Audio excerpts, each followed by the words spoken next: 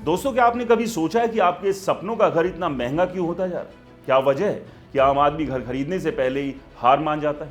और क्या सच में कुछ लोग इस पूरे सिस्टम को अंदर से गेम कह रहे हैं? सबसे बड़ा सवाल, जब सुप्रीम कोर्ट ऑफ इंडिया खुद कह रहे हैं कि इस सट्टेबाज निवेशक रियल एस्टेट के लिए धीमा जहर है, तो क्या अब इस सेक्टर में कोई बड़ा बदलाव आने वाला है? दोस्तों, भारत का रियल एस्टेट सेक्टर हमेशा से आम आदमी के सपनों से जुड़ा रहा है। एक घर खरीदना सिर्फ एक निवेश यानी इन्वेस्टमेंट नहीं, बल्कि यह भावनात्मक फैसला होता है। लेकिन पिछले कुछ सालों में यह सपना धीरे धीरे महंगा होता गया और अब हालात ऐसे हैं कि मेट्रो शहरों में एक मिडिल क्लास परिवार के लिए घर खरीदना लगभग नामुमकिन सा हो गया।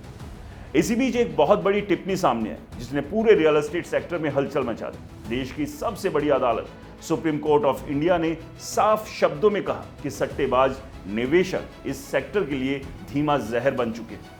कोर्ट का यह बयान यूं ही नहीं आया, बल्कि इसके पीछे एक लंबा इतिहास और कई बड़े केस जुड़े। खासतौर पर Pioneer urban land and infrastructure limited versus union of India जैसे मामलों में अदालत ने यह महसूस किया कि कुछ लोग रियल एस्टेट में घर खरीदने के लिए नहीं, बल्कि सिर्फ मुनाफा कमाने के लिए एंट्री करते हैं। ये लोग प्रोजेक्ट लॉन्च होते ही कई फ्लैट्स बुक कर लेते हैं और फिर जैसे ही कीमतें बढ़ती है उन्हें बेच देते हैं। इससे दो बड़ी समस्याएं पैदा होती हैं। पहली, असली खरीदारों के लिए कीमतें आसमान छूने लगती है। दूसरी, बाजार में कृत्रिम मांग पैदा हो जाती है, यानी आर्टिफिशियल डिमांड। दरअसल ये सट्टेबाज निवेशक रियल एस्टेट को एक ट्रेडिंग प्लेटफॉर्म की तरह इस्तेमाल करते हैं। जैसे शेयर बाजार में लोग कम कीमत पर खरीद कर ज्यादा कीमत पर बेचते हैं, वैसे ही ये लोग प्रॉपर्टी में करते हैं। लेकिन फर्क ये है कि शेयर बाजार में इससे किसी की जिंदगी पर सीधा असर नहीं पड़ता, जबकि रियल एस्टेट में इसका सीधा असर उस व्यक्ति पर पड़ता है, यानी आप और हम पर, जो अपने परिवार के लिए एक घर खरीदना चाहता है।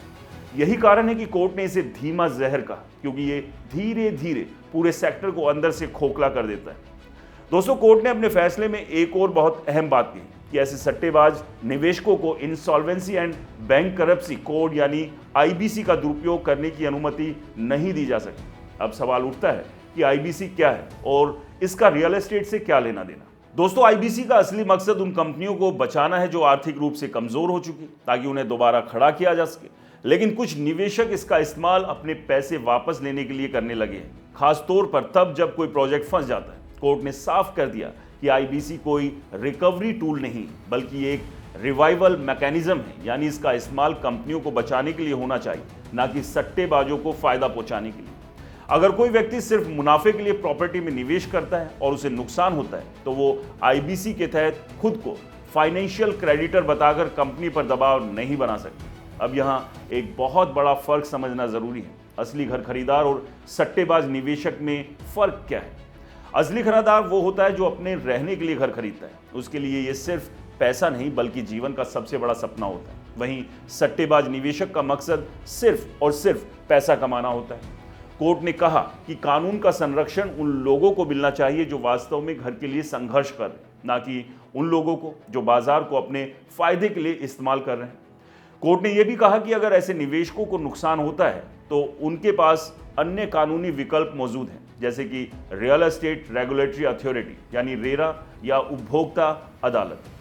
यानी उन्हें पूरी तरह से असहाय नहीं छोड़ा गया है, लेकिन उन्हें आईबीसी जैसे शक्तिशाली कानून का फायदा नहीं दिया जाएगा। इस पूरे फैसले का सबसे बड़ा असर आने वाले समय में रियल एस्टेट की कीमतों पर पड़ सकता है। अगर सट्टेबाजों की एंट्री कम होती है तो बाजार में कृत्रिम मांग यानी आर्टिफिशियल डिमांड घटेगी और इससे कीमतों में स्थिरता आ सकती है। यानी जो घर आज 1 करोड़ का है वो शायद उतनी तेजी से नहीं बढ़ेगा जितना पहले बढ़ता था। इससे मिडिल क्लास के लिए घर खरीदना थोड़ा आसान हो सकता है, लेकिन इसका दूसरा पहलू भी है। कुछ एक्सपर्ट्स का मानना है कि निवेशकों के बिना रियल एस्टेट सेक्टर की ग्रोथ धीमी हो सकती है, क्योंकि शुरुआती फंडिंग में निवेशकों की बड़ी भूमिका होती है। अगर निवेशक कम होंगे तो डेवलपर्स के पास फंड की कमी हो सकती है, जिससे नए प्रोजेक्ट की लॉन्चिंग पर असर पड़ सकता है। फिर भी कोर्ट का फोकस साफ है, सस्टेनेबल और फेयर मार्केट बनाना, यानी ऐसा बाजार जहां कीमतें वास्तविक मांग और सप्लाई के आधार पर तय हो, ना कि सट्टेबाजी के कारण। दोस्तों, कोर्ट ने यह भी माना कि घर का अधिकार सिर्फ एक आर्थिक मुद्दा नहीं है, बल्कि ये एक व्यक्ति के गरिमापूर्ण जीवन का हिस्सा है। अगर हम इसे बड़े परिप्रेक्ष्य में देखें तो ये फैसला भारत के रियल एस्टेट सेक्टर के लिए एक टर्निंग पॉइंट साबित हो सकता है। ये पहली बार है जब इतनी स्पष्ट भाषा में अदालत ने सट्टेबाजी को लेकर चेतावनी दी। इससे सरकार और रेगुलेटर्स पर भी दबाव बढ़ेगा कि वो इस सेक्टर में और ट्रांसपेरेंसी लाए।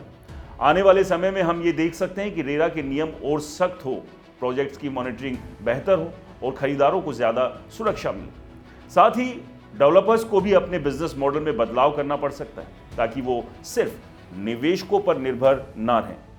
दोस्तों, अंत में सवाल वही है जिससे हमने शुरुआत की थी, क्या ये फैसला आपके घर के सपनों को आसान बनाएगा? जवाब है संभव है, लेकिन ये एक लंबी प्रक्रिया होगी। बाजार को स्थिर होने में समय लगेगा, लेकिन अगर सही तरीके से इस फैसले को लागू किया गया तो आने वाले सालों में भारत का रियल एस्टेट सेक्टर ज़्यादा ट्रांसपेरेंट, संतुलित और खरीदारों के लिए अनुकूल हो सकता है। दोस्तों, आपको क्या लगता है, रियल एस्टेट में घुसे हुए सट्टेबाजों ने क्या सच में पूरे मार्केट को कैप्चर कर लिया और इन्हीं की वजह से दाम लगातार तेजी से बढ़ रहे हैं और मिडिल क्लास का अपने घर का सपना उनसे दूर होता जा रहा है? अपनी राय और अपना अनुभव हमें कमेंट्स में ज़रूर बताएं। वीडियो पसंद आया हो तो इसे लाइक करें, शेयर करें ताकि सभी की आंखें खुले कि मिडिल क्लास को इग्नोर नहीं किया जा सकता। और हमारे चैनल को फॉलो और सब्सक्राइब करना बिल्कुल ना भूलें। नमस्कार।